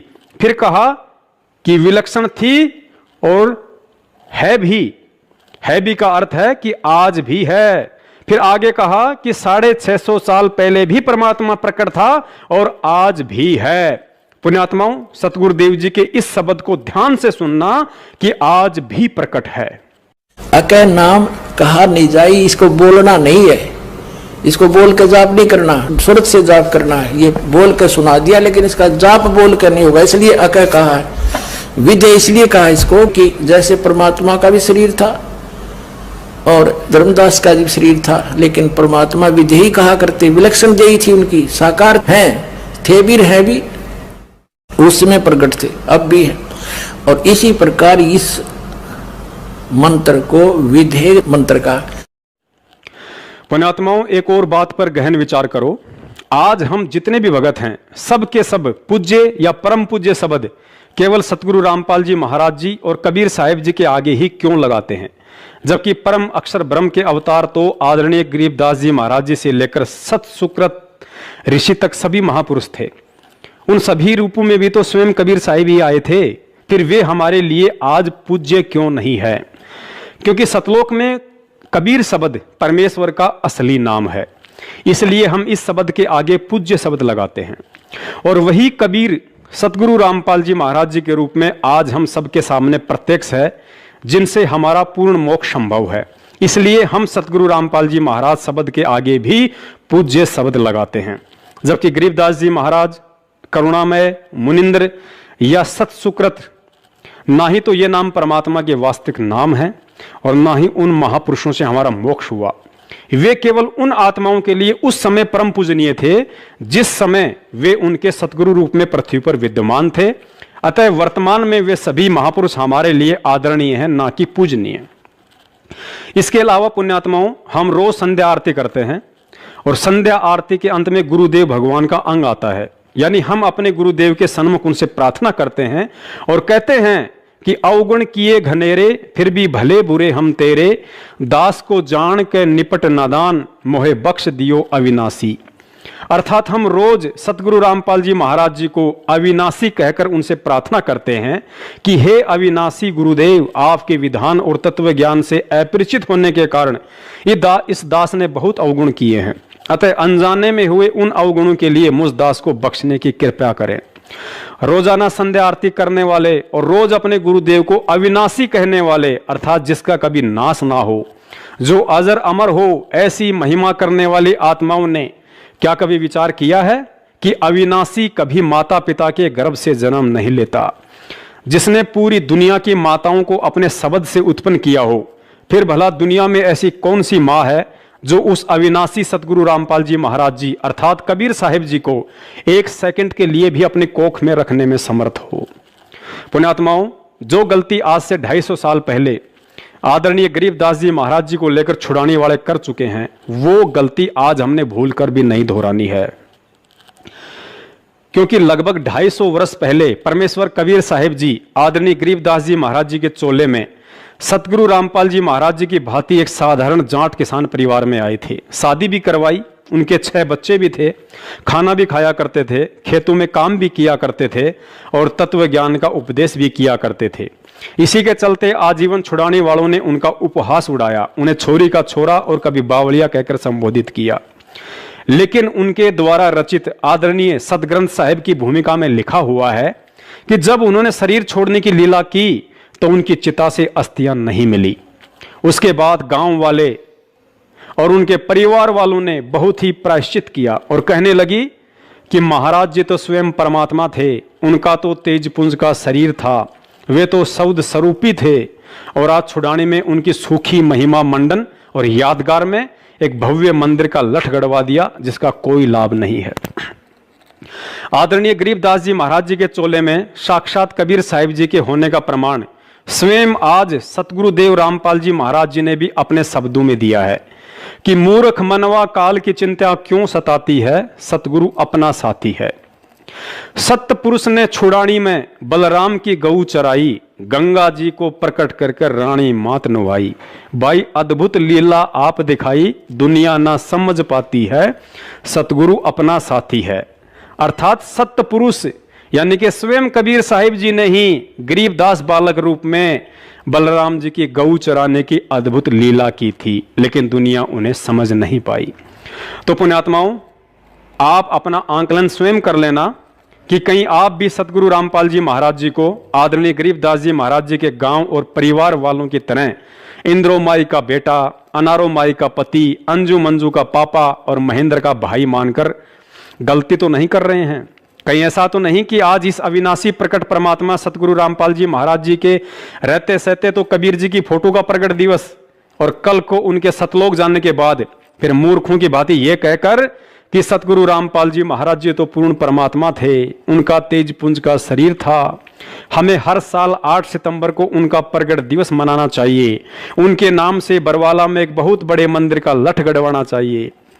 अगर आपने इतने प्रमाण देखकर भी उनको जीते जी पहचान कर 8 सितंबर के दिन सतगुरु प्रगट दिवस नहीं मनाया तो धिक्कार है आपके इस मानव जीवन पर। मूर्ख से मूर्ख इंसान जिसे भयंकर भूख लगी हो, ऐसी स्थिति में यदि उसके सामने एक थाली में आम और दूसरी थाली में मिट्टी से बनी आम की मूर्ति या आम का चित्र रख दिया जाए तो वह मूर्ख से मूर्ख व्यक्ति भी अपनी भूख शांत करने के लिए ओरिजिनल आम ही खाएगा, ना कि मिट्टी से बना आम या फिर आम का चित्र। तो जिन पुण्य आत्माओं को कलयुग की इस बिसली पीढ़ी में मोक्ष की भूख है, जिन्हें सतलोक जानने की तड़प है, उस आत्मा के सामने एक तरफ साक्षात गुरु खड़ा हो और दूसरी तरफ गोविंद का चित्र रख दिया जाए और कहे कि आप पहले किसका प्रगट दिवस मनाओगे, किसकी पूजा करोगे, ऐसी स्थिति में समझदार आत्मा तो तुरंत परमात्मा का विधान याद कर लेगी कि 7 दीप 9 खंड में गुरु से बड़ा ना कोई, करता करे ना कर सके, गुरु करे सो होए। कबीर गुरु गोविंद दोनों खड़े, कांके लागू पाए, और बलिहारी गुरु आपना जिन गोविंद दियो बताए। लेकिन तत्व ज्ञान लेने के बाद भी 90% भाई बहन उस 650 साल पुराने कबीर जी के चित्र को परमात्मा समझकर उसका प्रगट दिवस मना रहे हैं, जिसके विषय में सतगुरुदेव जी ने अपने सत्संग में स्पष्ट कर दिया कि आप जो ये चित्र देख रहे हैं ये प्रभु का असली चित्र नहीं है, वे तो ना जाने कितने ही स्वरूप धारण करके यहां आते रहते हैं। जो हम चित्र देखते हैं प्रभु का, ऐसा चित्र नहीं है। वो तो ना जाने कितने स्वरूप हैं उस मालिक के, वो किसी भी रूप में आकर के अपना ज्ञान बताता है, अपनी प्यारी आत्माओं को अपने चरणों में लगा के भक्ति करवा के सतलोक ले जाता है। पुण्यात्माओं, जब परमेश्वर कबीर साहिब जी अपनी प्यारी आत्माओं को सतलोक ले जाने के लिए सतगुरु रूप में इस पृथ्वी पर आते हैं तो उस स्थिति के विषय में आदरणीय गरीबदास जी महाराज जी ने बेहद कलम तोड़ व्याख्या की है। और यदि आज सतगुरु रामपाल जी महाराज जी से अनमोल तत्व ज्ञान लेने के बाद भी हमने इन वाणियों के मर्म को सही से नहीं जाना तो जाहिर सी बात है भगत होकर भी हम कुत्ते की योनि में जाने से स्वयं वह परमात्मा भी नहीं बचा पाएगा। वाणी है, कबीर गुरु को मानुष जो गिने, करे चरणा अमृत को पान, ते नर नरक में जाएंगे, जन्म जन्म होए समान। वाणी एक बार फिर ध्यान से सुन लीजिए। कबीर गुरु को मानुष जो गिने, करे चरणा अमृत को पान, ते नर नरक में जाएंगे, जन्म जन्म होवे समान। सबसे पहले तो यह समझना अति आवश्यक है कि आदरणीय गरीबदास जी महाराज जी की यह वाणी स्पेशल उन आत्माओं के लिए है जो वर्तमान में सतगुरु रामपाल जी महाराज जी से नाम दीक्षित हैं, ना कि भक्ति मार्ग से अनजान सांसारिक व्यक्तियों के लिए। महाराज जी ने समझाया कि जो व्यक्ति पूर्ण तत्वदर्शी संत से ज्ञान समझकर उन्हें अपना सतगुरु धारण कर चुका है तथा नियमानुसार चरणा अमृत भी पी रहा है और इसके बावजूद भी यदि वह भगत अपने सतगुरु को केवल एक संत और परमात्मा किसी अन्य को मानता है तो वह व्यक्ति भले ही पूर्ण तत्वदर्शी संत की शरण में है, सत भक्ति मंत्रों का जाप भी कर रहा है और चरणा अमृत भी पी रहा है, लेकिन अंत में शरीर छोड़ने के बाद सतलोक की नहीं बल्कि कुत्ते की योनि प्राप्त करेगा। और इसमें कोई संशय नहीं है कि आज पूर्ण तत्वदर्शी संत सतगुरु रामपाल जी महाराज जी से तत्व ज्ञान लेकर तथा उनसे नाम दीक्षा प्राप्त करके रोजाना चरणा अमृत का सेवन करने वाले 90% वे भगत भाई बहन जो हर साल कबीर प्रगट दिवस मनाते हैं, सारे के सारे अभी भी इतने प्रमाण देखकर कबीर प्रगट दिवस मनाने वाली अपनी महाभूल के लिए सतगुरुदेव जी से हृदय से दंडवत समायाचना नहीं की तो मरणोपरांत फिलहाल कुत्ते का ही शरीर प्राप्त करने की दिशा में आगे बढ़ रहे हैं। पुण्यात्माओं, भले ही ये बात आपको बुरी लगे लेकिन यही सत्य है, क्योंकि ये विचार आदरणीय गरीबदास जी महाराज जी के हैं जो 100% सत्य हैं और यही विचार उस समय 100% से 1000% सत्य हो जाते हैं जब पूर्ण तत्वदर्शी संत सतगुरु रामपाल जी महाराज जी गरीबदास जी महाराज जी की इस वाणी का ज्यों का त्यों अपने शब्दों में समर्थन कर देते हैं। तो अपने भ्रम निवारण के लिए देखिए, स्वयं सतगुरु रामपाल जी महाराज जी द्वारा सन 2013 में रचित एक पुस्तक यथार्थ भक्ति बोध का सरलार्थ के पेज नंबर 48 पर वाणी संख्या 10 में वाणी है, कबीर गुरु को मानुष जो गिने, करे चरणामृत को पान, ते नर नरक में जावेंगे, जन्म जन्म होए समान। और सरलार्थ में पूज्य गुरुदेव जी ने लिखा है, जो सतगुरु तत्वदर्शी है उसको परमात्मा तुल्य ही मानना चाहिए। यदि साधक ने गुरु धारण कर रखा है और नियमानुसार चरणा अमृत भी पी रहा है और गुरु जी को केवल संत रूप में देखता है और परमात्मा अन्य मानता है तो वह शिष्य पार नहीं हो सकता है। पार नहीं हुआ तो श्वान यानी कुत्ते आदि के शरीर प्राप्त करेगा। कलयुग की इस बिचली पीढ़ी में देखा देखी भेड़ चाल में मस्त होकर कबीर प्रगट दिवस मनाने वाली आत्माओं से प्रार्थना है, सतगुरु रामपाल जी महाराज जी द्वारा किए गए इस वाणी के सरलार्थ की बीच वाली 2 लाइनों पर जमकर आंखें टिका दो। स्थूल शरीर वाली आंखों को नहीं, बल्कि और 2 अन्य तत्व ज्ञान वाली आंखों को, जो हमें सतगुरुदेव से ज्ञान मिलने के बाद प्राप्त हुई है। यहां गुरुजी स्पष्ट कह रहे हैं, यदि साधक ने गुरु धारण कर रखा है और नियमानुसार चरणामृत भी पी रहा है और गुरुजी को केवल संत रूप में देखता है और परमात्मा अन्य मानता है, तो वह शिष्य पार नहीं हो सकता। पार नहीं हुआ तो श्वान यानी कुत्ते आदि के शरीर प्राप्त करेगा।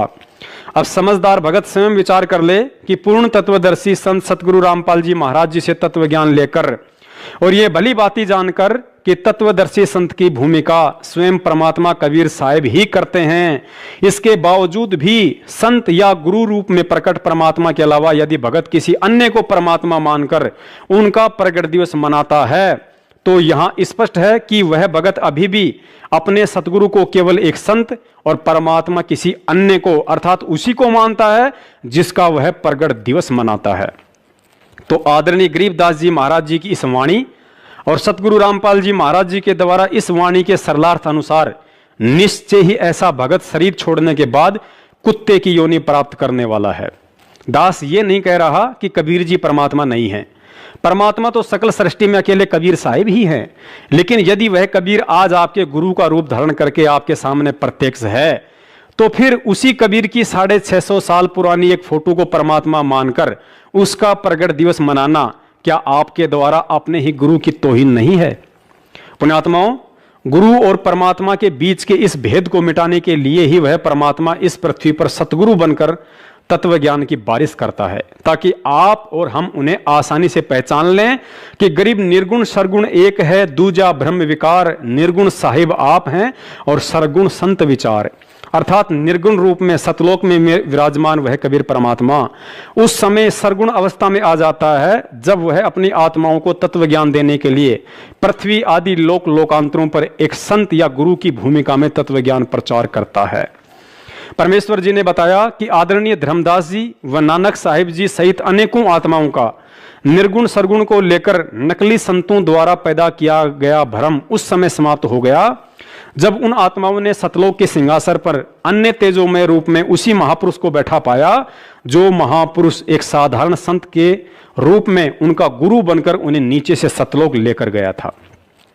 उसके बाद तो उन आत्माओं में शंका की कोई गुंजाइश ही नहीं रही और जब यही नजारा सतलोक में आदरणीय गरीबदास जी महाराज जी ने भी देखा तो नीचे आकर कलयुग की वर्तमान बिचली पीढ़ी वाली हम अज्ञानी आत्माओं का मोत या बिंद हटाने के लिए अपने ग्रंथ साहिब में लिखा था कि गुरु को मानुष जो गिणे करे चरणा अमृत को पान, ते नर नरक में जाएंगे जन्म जन्म होए समान।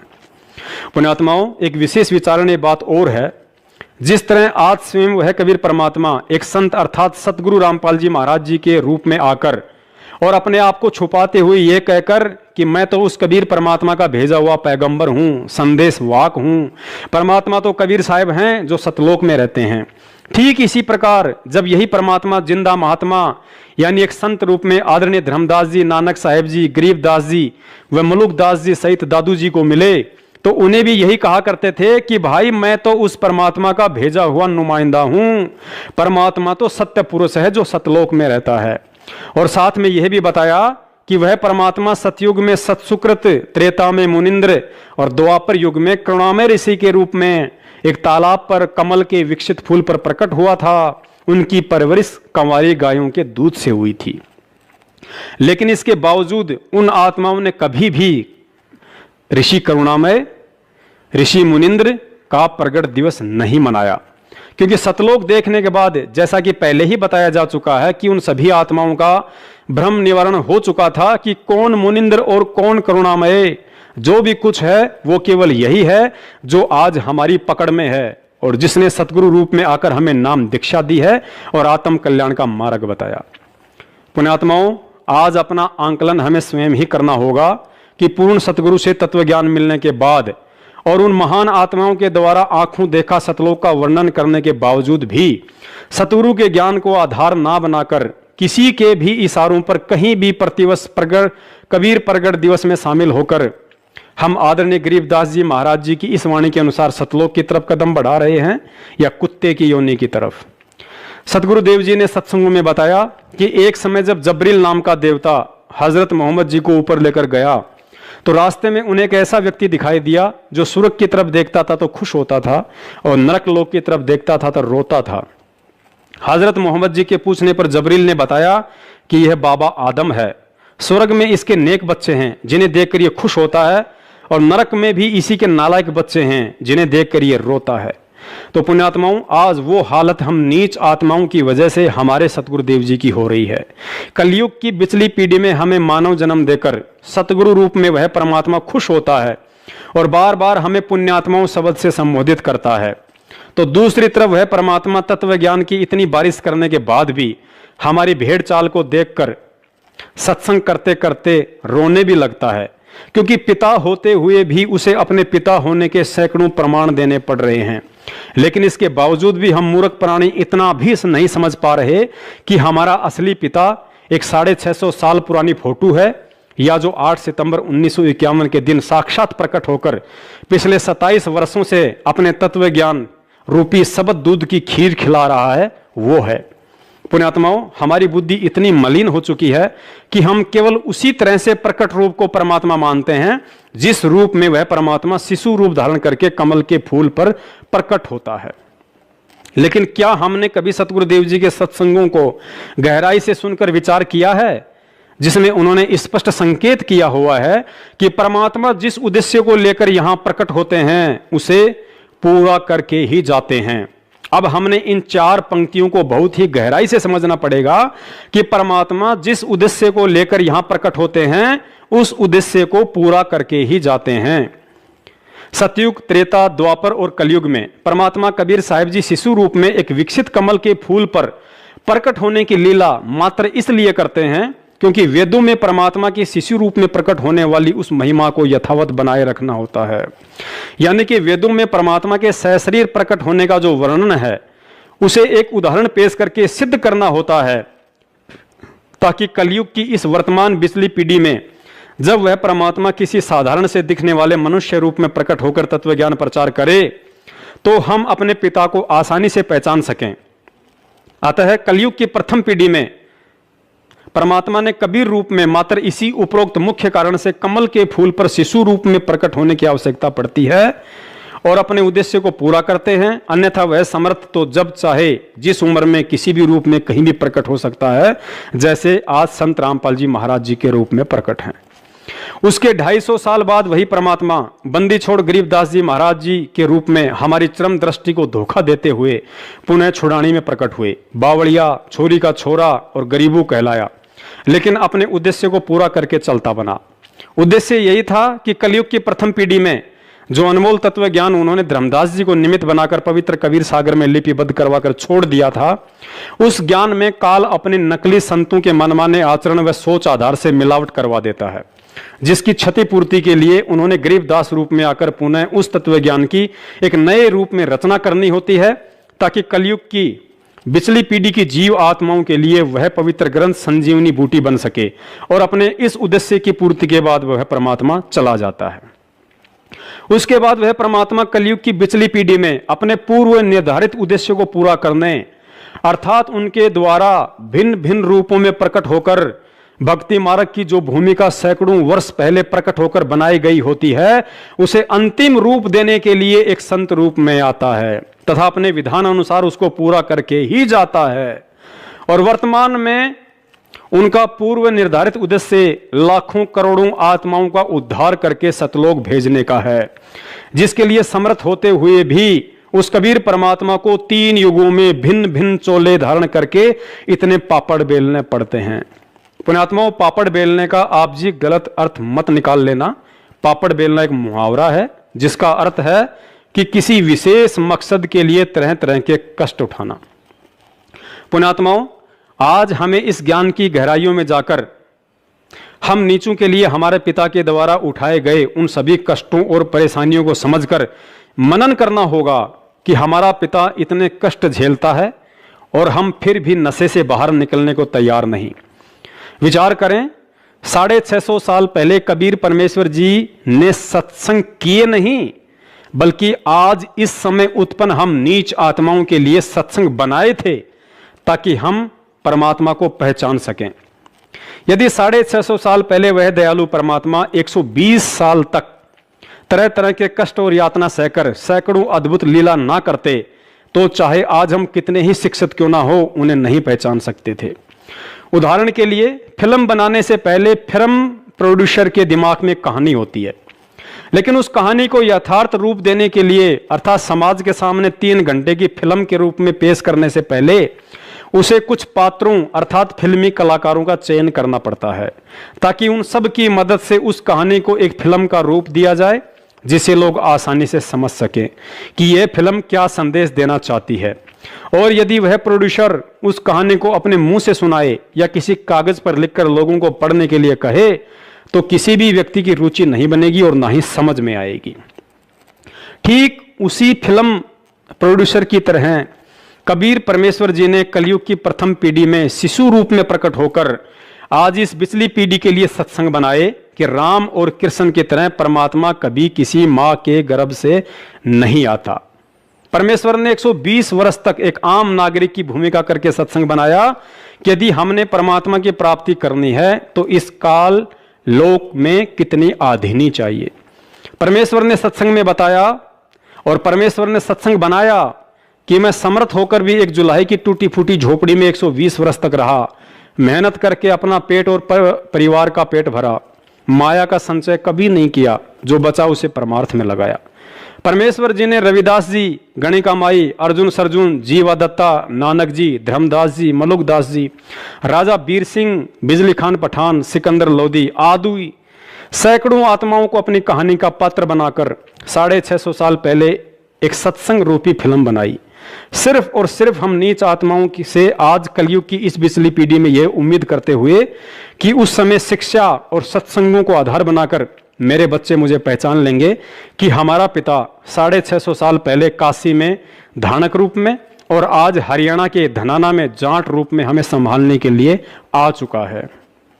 पुण्यात्माओं, विचार करना, हम जिस पवित्र पुस्तक भक्ति बोध से सुबह दोपहर और शाम की आरती करते हैं उसकी भूमिका में हमारी पूरी गुरु प्रणाली लिखी हुई है, जिसमें प्रथम सतगुरु कबीर साहिब जी के बाद वर्तमान सतगुरु रामपाल जी महाराज जी सहित कुल 11 गुरु साहिबान हैं। लेकिन इन 11 गुरु साहिबानों में बंदी छोड़ शब्द सिर्फ और सिर्फ 3 ही नामों के आगे लगता है। प्रथम बंदी छोड़ कबीर साहिब जी, दूसरा बंदी छोड़ गरीबदास जी महाराज जी, और तीसरा आज हम अपने पूज्य गुरुदेव सतगुरु रामपाल जी महाराज जी के लिए बंदी छोड़ शब्द का प्रयोग करते हैं, क्योंकि बंदी छोड़ शब्द इस सृष्टि में सिर्फ उसी नाम के साथ लगता है जो स्वयं पूर्ण परमात्मा हो।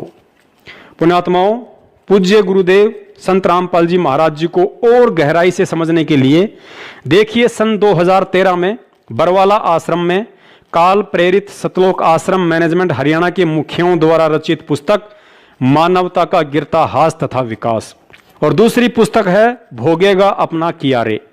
निसंदेह ये दोनों पुस्तकें परम पूज्य सतगुरु रामपाल जी महाराज जी के दिशा निर्देशन में इन मनवस लोगों के द्वारा ही लिखी गई थी।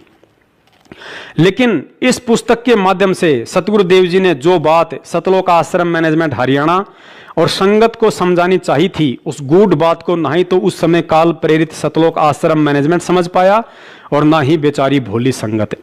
अतः आज परमेश्वर जी मुझ तुच्छ दास को निमित्त बनाकर इस पुस्तक में लिखे गूढ़ संकेतों को संगत तक पहुंचा रहे हैं, और इन सांकेतिक प्रमाणों को देखने के बाद सन 2014 से पहले नाम उपदेशी भगत भाई बहनों में यदि जरा भी समझ होगी तो सिर पर हाथ रखकर थप्पियां मारेंगे और कहेंगे कि ज्ञान को आधार ना बनाकर सन 2014 के बाद से किन मूर्खों के संपर्क और बहकाव में आकर असली जीते जागते कबीर को भुलाकर रोहतक और जबलपुर में कागज के कबीर का प्रगट दिवस मनाकर तथा कुपात्रों को दान और अनमोल समय देकर क्यों हमने अपने कर्म फोड़े।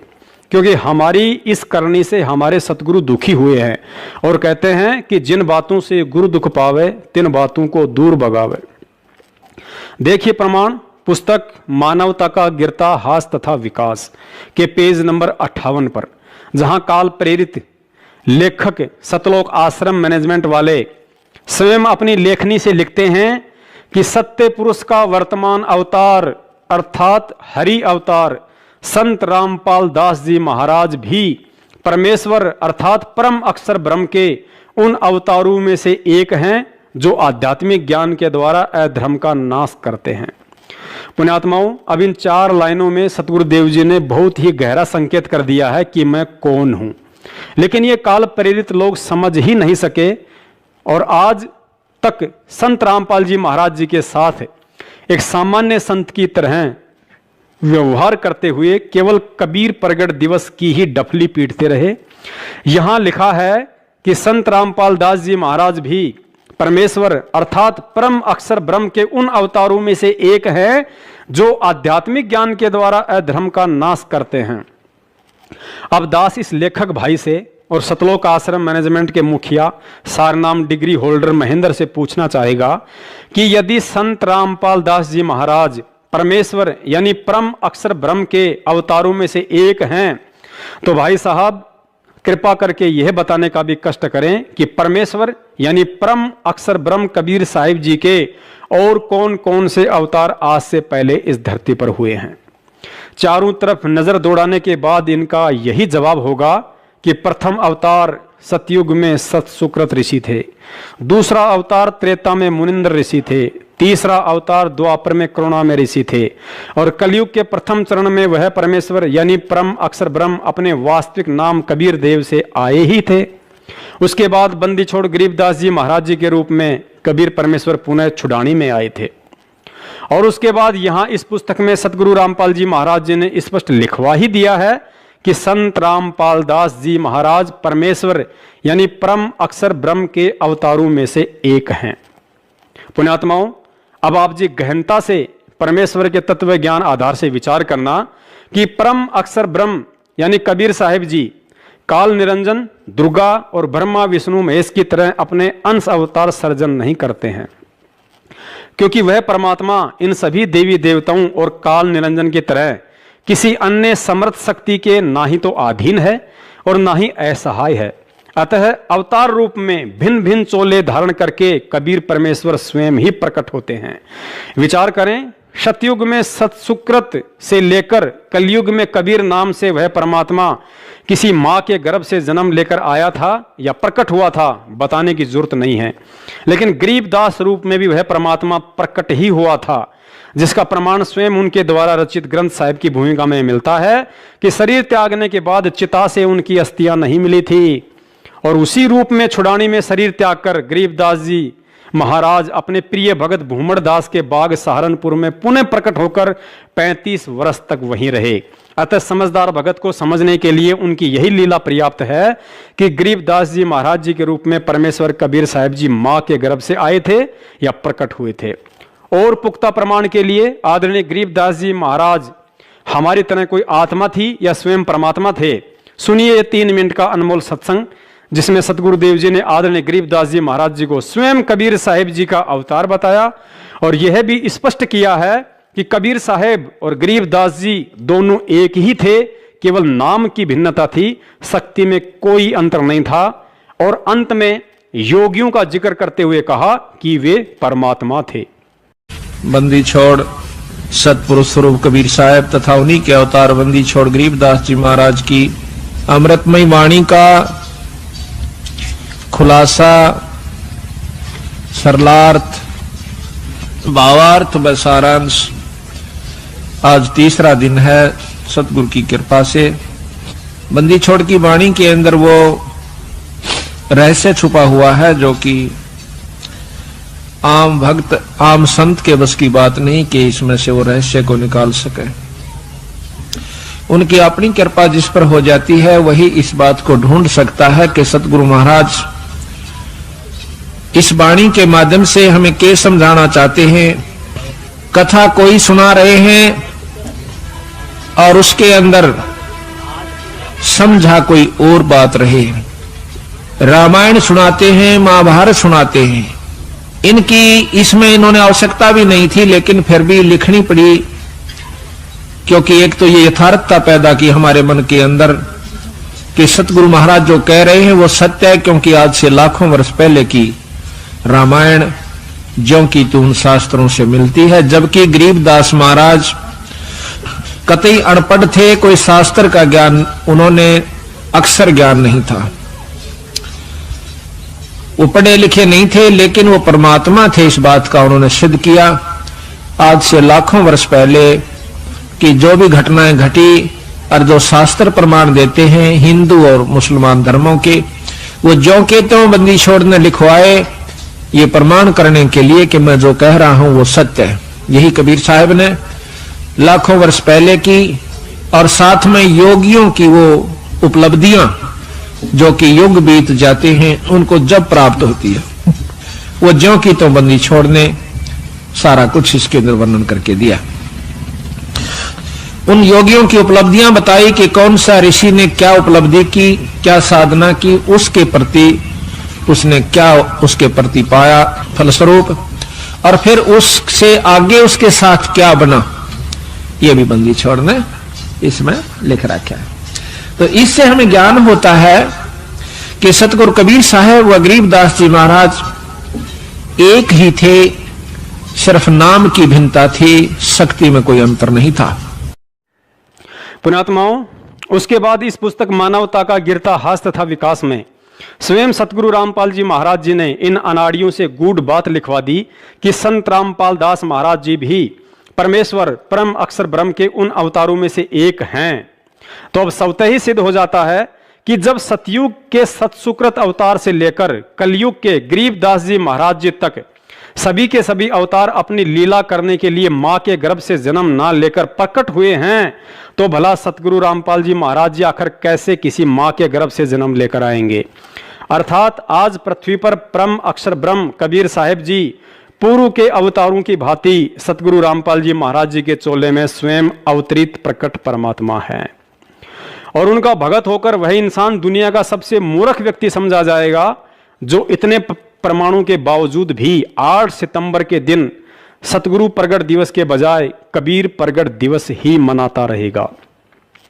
अभी भी अगर किसी का मन नहीं मान रहा हो तो देखिए इसी पुस्तक के पेज नंबर 66 पर एक और पुख्ता प्रमाण, जहां सतगुरु देव जी ने स्पष्ट लिखवाया है कि 12वें पंथ गरीबदास जी वाले पंथ में मैं परमेश्वर कबीर जी ही स्वयं चलकर आऊंगा, तब संत गरीबदास जी द्वारा प्रकट की गई वाणी को मैं कबीर परमेश्वर प्रकट होकर समझाऊंगा। अब पुण्यात्माओं को निपट अंधा और मोतियाबिंद का ही शिकार होगा जो यह प्रमाण देखकर भी नहीं समझ पाएगा, जिसमें गुरुदेव ने साफ साफ कह दिया है कि 12वें पंथ में मैं कबीर परमेश्वर स्वयं ही आऊंगा और प्रकट होकर संत गरीबदास जी की वाणियों का मतलब समझाऊंगा। अब सर्वविदित है कि आदरणीय गरीबदास जी महाराज जी की वाणियों को श्री आसाराम बापू या राम रहीम जी ने तो समझाया नहीं है, और जिन्होंने समझाया है उन्हें आप जानते ही हैं। फिर हर साल जून के महीने में कागज के फोटो को भगवान मानते हुए उसका प्रकट दिवस मनाकर आखिर कब तक अपनी अंधता, मूर्खता और अज्ञानता का प्रमाण देते रहोगे? क्योंकि आप जिस दाढ़ी मूंछ वाली फोटो को परमेश्वर का असली स्वरूप मान रहे हो, यह आपकी मूर्खता है, जिसके विषय में गुरुजी स्वयं कह चुके हैं कि आप जो चित्र देख रहे हैं यह प्रभु का वास्तविक चित्र नहीं है। एक प्रमाण आपको और देते हैं कि 650 साल पहले ही नहीं बल्कि सतयुग, त्रेता और द्वापर में भी परमेश्वर कबीर साहिब जी अपने सतलोक वाले वास्तविक स्वरूप में कभी नहीं आए। पुण्यात्माओं, इन 21 ब्रह्मांडों में यदि परमेश्वर कबीर साहिब जी के असली स्वरूप से कोई परिचित है तो केवल 2 ही प्राणी है, पहला काल भगवान और दूसरा उनकी पत्नी दुर्गा है। प्रथम सतयुग में जब परमेश्वर कबीर साहिब जी सतसुकृत रूप में इस पृथ्वी पर आए तो अपने पुत्र जोगजीत जी के रूप में आए थे, क्योंकि सतगुरुदेव जी ने बताया कि प्रथम सतयुग में पृथ्वी लोक पर आने से पहले तपतशिला पर काल और परमेश्वर जी की बातचीत हुई थी। तो परमेश्वर जी अपने पुत्र जोगजीत जी के रूप में थे और कहा था कि मैं पिताजी के आदेश से नीचे जाऊंगा और तेरा भांडा फोड़ करूंगा कि तू भगवान नहीं है। अतः सिद्ध हुआ कि सतयुग में सतसुकृत ऋषि वाला रूप भी परमेश्वर का असली स्वरूप नहीं था।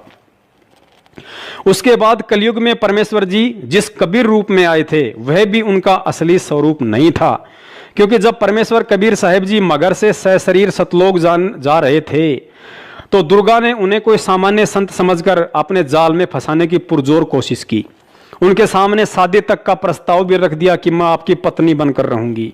पुण्यात्माओं, अब विचार करो, आज जिस मूर्खता के चलते लाखों की संख्या में काल एजेंट सतलोक आश्रम मैनेजमेंट वालों के मनमाने आचरण को उत्तम समझकर संगत कहीं भी भीड़ इकट्ठा करके कबीर परमेश्वर जी के जिस दाढ़ी मूंछ वाले स्वरूप की फोटो का प्रगट दिवस मनाकर अपने आप को धन्य समझ रही है।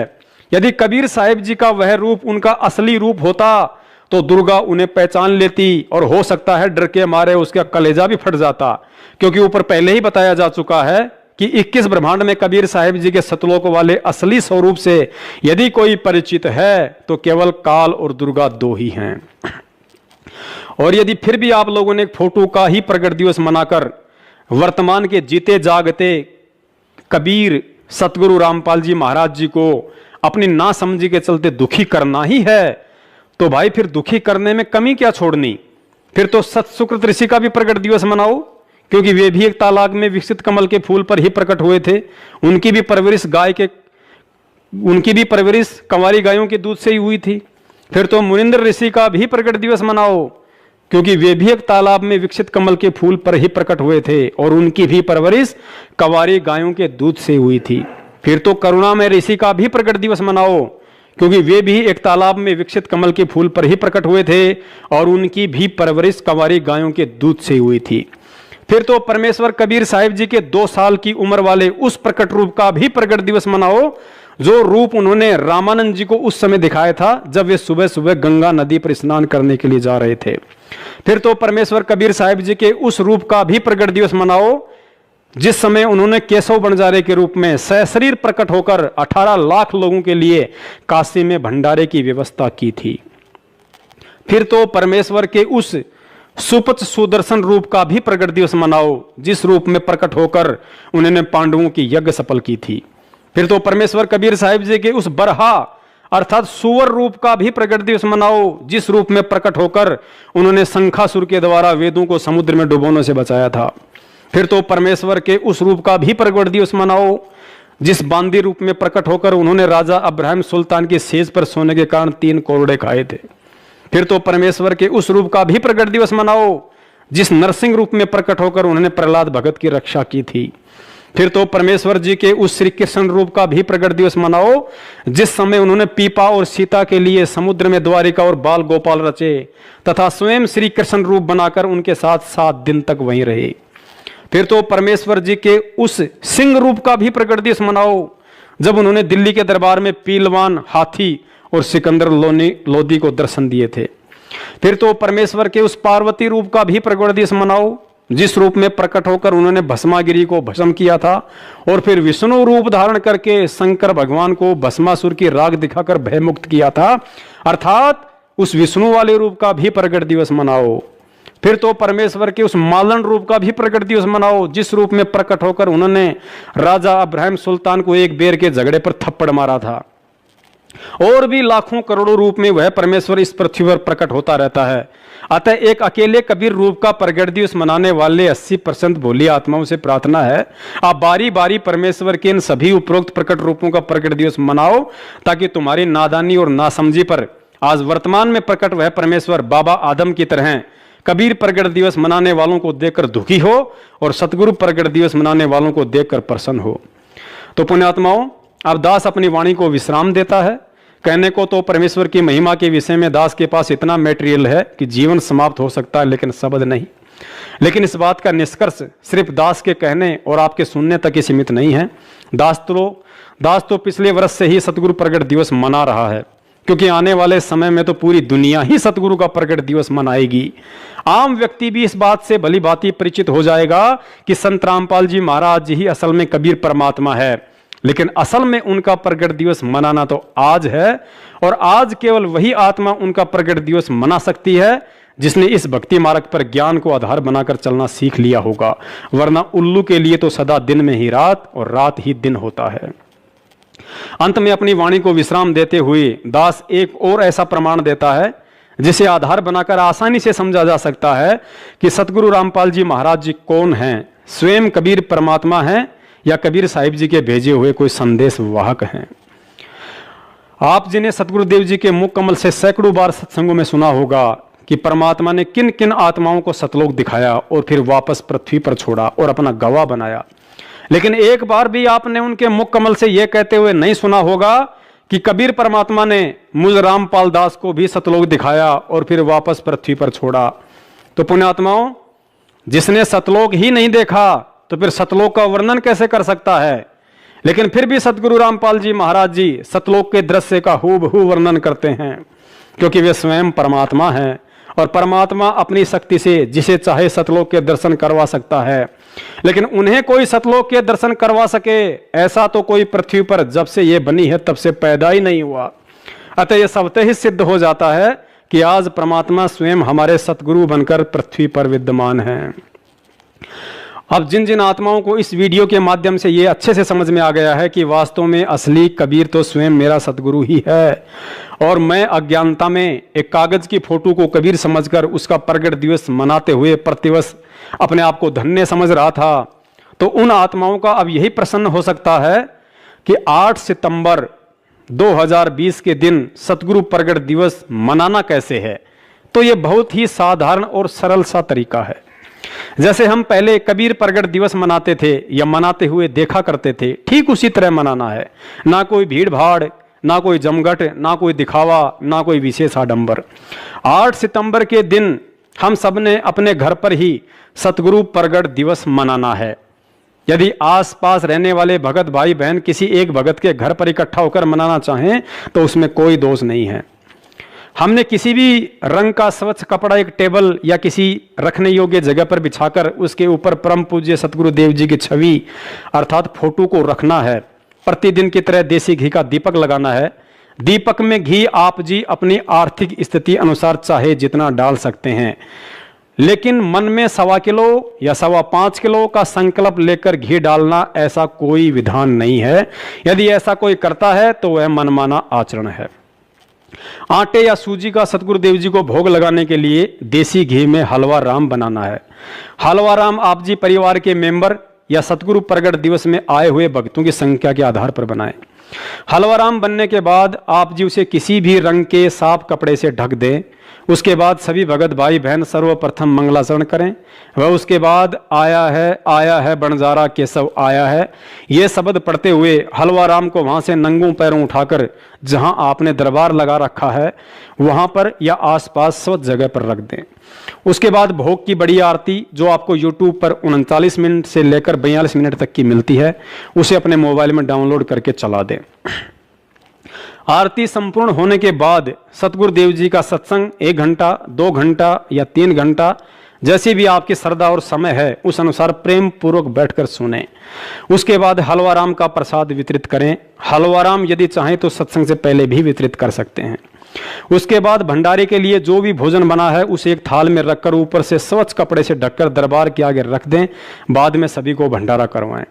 भोग की आरती का समय रात्रि 12 बजे से लेकर दिन के 12 बजे तक आप जी अपने व आने वाले भगत भाइयों की सुविधा अनुसार रख सकते हैं। 10 बजे या 11 बजे ही भोग लगेगा ऐसा कोई जरूरी नहीं होता है, ऐसा कोई विधान भी नहीं है, क्योंकि यह सहज भक्ति मार्ग है। कुछ लोगों की अपनी मनमानी सोच होती है कि परमात्मा को भोग लगने से पहले कोई कुछ नहीं खाएगा, लेकिन यह उचित नहीं है। घर में बच्चे बूढ़े सभी होते हैं जिन्हें सुबह चाय नाश्ते की जरूरत पड़ती है। अतः रोज की तरह अपना चाय नाश्ता करें और उसके बाद ऊपर की प्रक्रिया को पूरा करें।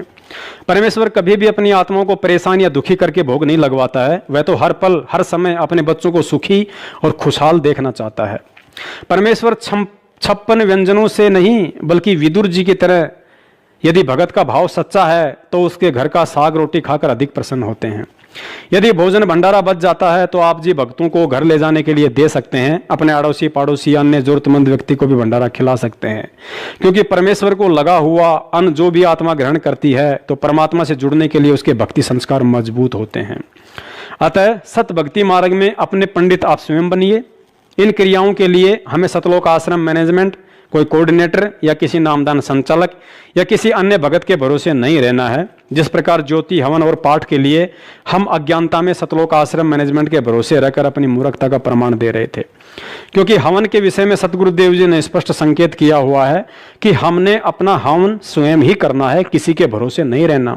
यदि आज भी ज्योति हवन के लिए कोई नामदान केंद्र पर पैसे जमा करवाता है तो सतगुरुदेव जी के इस सत्संग अनुसार उस भगत और उस अज्ञानी राजाओं में कोई यंत्र नहीं है जो पंडितों को बुलवाकर हवन करवाते थे। और तीसरी एक हवन की यहाँ जोत जगह है परमात्मा की अखंड हवन। हवन पुण्यात्माओं, जैसे अभी तक आपने देखा ये ऋषि लोग गेर कर लकड़ क्यों कह के घर तक जा था, राजाओं ने पटा लिया करते, धनिया ने उन्हें कह देते अच्छा हवन करो, वहां गेर के 2-3 धड़ी लकड़ी और ठोकी दे लोटे भर घी के स्वाहा स्वाहो पाटो पकड़े। अब उसमें क्या था दोस्त, वो अच्छी बात है हवन करना, लेकिन वो तरीका प्रॉपर नहीं। न्यूकार ने आंधा न्योतर 2 बुलावे, अगर आंधे का निमंत्रण दोगे 2 आवेंगे एक की बजाय। तो कहने का भाव ये था कि वो ऋषि लोगों को हम क्यों बुलाया करते, क्योंकि हम अनपढ़ थे, उन्होंने अपना फायदा उठाया कि केवल एक ब्राह्मण ही पढ़ने का अधिकारी है, तुम अपना धंधा पीटो, जिसका जिसा काम है। परमात्मा ने ये कहा कि देखो भगवान की भक्ति प्रत्येक व्यक्ति कर सकता है और प्रत्येक ही शिक्षित होना चाहिए, ये गलत कर रखा था इन्होंने। तो अब आप सारे शिक्षित हो गए। अब मालिक ने जो खेल खेला है, ये समय इंतजार किया है कि अब अपनी प्यारी आत्माओं को अपनी महिमा में अब बताऊंगा और सारे सबका समझ में आवेगी। अब आप सभी शिक्षित हो गए और सभी को मंत्र, ये परमात्मा की वाणी याद होगी। छोटे छोटे बच्चा के पूरी आरती याद हो रही है भगवान की वाणी की। अब एक रुई, 1.5 ग्राम 2 ग्राम रुई लगेगी, एक जोत बना दे, खड़ी जोत लगा दी, उसमें घी डाल दिया जितनी आपकी इच्छा है, 1 कटोरा भर दे, सारे दिन जलाए। तो उसमें वो घी उसमें डाल दिया और हम अपना मंत्र वाणी सुबह नित्यनेम करें, दोपहर रमैणी करें, शाम में संध्या आरती करें, ये भगवान की वाणी भी हम बोलते रहते हैं। तो वो भी हवन हो रहा है। उस लकड़ियों वाले हवन की तुलना में ये हवन श्रेष्ठ है, क्योंकि इसमें आप एक 100 ग्राम रुई में 1 क्विंटल घी हवन कर सकते हो। उसमें घी, उसकी जोत न जलन नहीं थी, उसमें डालने जावेगी। 100 ग्राम जोत में 1 क्विंटल घी हवन कर सकते हो आप। और लकड़ियां में 1 क्विंटल घी हवन करने के लिए कम से कम भी 20 किलो तक कम से कम लकड़ी जला देते हो। तो उन लकड़ियों के जलने से कार्बन डाइऑक्साइड अधिक होती है। उस 2 धड़ी यानी 20 किलो लकड़ी समाप्त की जलने की तुलना में एक 100 ग्राम रुई की का प्रदूषण उससे कई हजार गुना कम होगा। तो हमने ये अपनाना है। तो हम अपना हवन डेली करें हैं। अब क्या करा करते, कोई मृत्यु होगी, बुलाओ गुरुजी ने और हमारा हवन करियो 2-3-4 दिन। वो 2 दिन के हवन में किला टूट गया। रोज करो हवन अपना, 1 जोत लगा दे, सुता उठ के हाथ पैर धो ले, नहान का ना फुर्सत मिले, कोई जरूरी ना होती नहाना। इसमें नहाए धोए क्या भ्याज है, मन का मैल ना जाए और मीन सदा जल में रहे, धोए बांस ना जाए। अंदर से अंत तक साफ हो, हाथ पैर जरूर धो ले, क्योंकि धार्मिक वस्तुओं के हाथ लगाने। और जोत ला दे, अपना मंत्र करता रहे, काम करता रहे, अपनी आरती बोल ले, जा नित्यनेम भी कर ले, रोटी पोए जा, नित्यनेम चलता रहे। आजकल तो आधुनिक बहुत से उपकरण हो गए हैं, वैसे भी याद हो जाते हैं कुछ दिनों में। और नहीं बैठ कर अपनी किताब लेकर वह पढ़ ले। अब हवन हो गया तो हम अपना काम आप करेंगे, जो बात बनेगी।